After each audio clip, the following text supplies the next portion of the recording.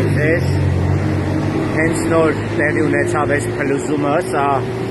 Միասնիկյան տողոտան է, ես հենց անցնում էի շատ մոտիկից, ամենամոտ երկու մեքենաներն էին, մեկը այս էլեկտրոմոբիլն էր, մյուսը իմ առաջ կանգնած էլեկտրոմոբիլն էր, ու իմ մեքենային բան չի եղել, քարերը չեն խփել, բայց սա շատ վտանգավոր է և